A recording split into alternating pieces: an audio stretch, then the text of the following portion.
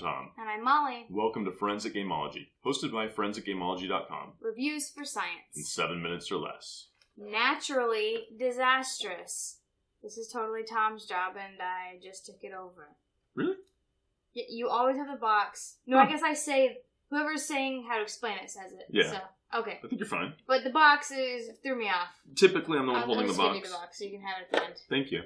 Naturally Disastrous. It's a cooperative alien game. So you take the role of the aliens, and you are going around the universe, maybe multiple universes, trying to heal planets, and you find one that is a disaster, and that is Earth, which I think is a funny thing to talk about. You know, the current climate of Earth, and you're just trying to go around. There's natives on there that are trying to hostily kill you. That doesn't really make sense. Or kill you, take you over, make you mutated, do other things, and you're trying to find a satellite so that you can send the mothership your location so they can come and get you before you get mutated.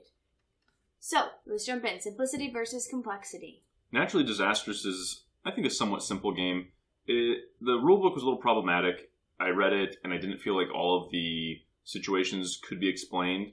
At the beginning of your turn, you're going to roll a die, and that'll determine some disaster. One of those disasters can cause multiple skirmishes all at once, and so you're kind of flipping through the rulebook, which is pretty small. It's, a 6-page rulebook? It's not 8-page rulebook, so I mean, by 8, I mean 10-page rulebook. But not everything is covered in here, and you have to try to figure it out as you go, but in the middle of your first game, you will understand, and everyone should pretty much understand how to play the game, and it won't take that much. Yeah, it's a pretty simple game. You have a cheat sheet on your player board. So you have your health, the items, how many items you can carry, and what you have to do, and then everyone has one special action. And so as far as that goes, it's pretty simple. But we did have to go to the rulebook a few times, and then we had to just use our best guess with, like Tom said, the skirmish thing. So that was a little bit, but it wasn't like it was a complicated game to play. Luck versus strategy. A lot of luck, a lot of strategy. You lose if too many of these earthquake markers or volcano markers or flood markers go on the board. If you need to put one out and you can't, you lose. And then there's different win conditions if you become mutated, or if everybody becomes mutated, or if there's a lot of different ways to lose, only a couple ways to win.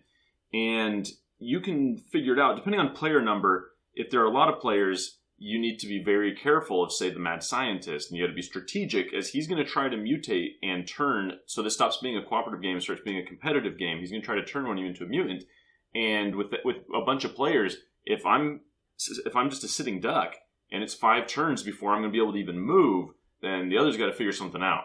And that's with just a couple of players, then I think it's still strategic, but less dangerous because you're able to run around, and every other turn you can at least get out of the way.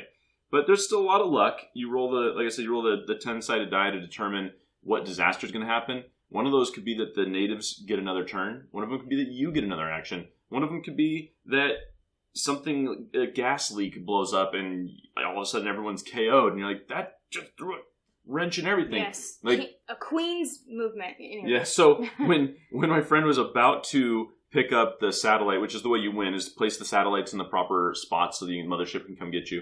She was about to place the satellite, and then she got sucked up into a mothership, and she got moved across the board and was like, I was just about to win. So lots of luck, lots of strategy. Yeah, I would agree. In the beginning, you roll the die to see where things are placed, and it has happened too many times where we're placed right next to the bad, or the natives. I guess that's not bad because it's us, like, currently. Like, outside of the game, meta game, whatever, that's us. And so that is kind of unfortunate. But the good thing is you choose who goes first. Every round, you choose which of the aliens goes first. And so you say, okay, well, I'm obviously next to them. They'll act first, so they might hit me, but then I can move away first. So that's how, to me, it's kind of how it's mitigated. And you have time, like Tom said, to figure out all the bad things that are happening to you, and then stop them so you can win. Fun versus boring. I find this game to be entertaining. It's simple enough. The board, it changes every time, so not everything is where it was last time, which just changes where the flood markers are. Like right now, the flood doesn't seem to be blocking. So the flood started coming out. The natives can't move past the flood one. But last time we played, it was in the center of the flood. So when the flood started going, we kind of used it strategically to stop, the natives from going across. But, I'm here, he can't get me, and all this. So I think it's fun that the board moves, that you're working together. I'm a huge fan of co-op, so I did enjoy that aspect. And it's a pretty simple game. And so once you get all the rules down, you can probably play this in 30 minutes or less. Easy. Yeah, I'm cooling down on co-ops. If there's not something super innovative or brand new to me, I don't know.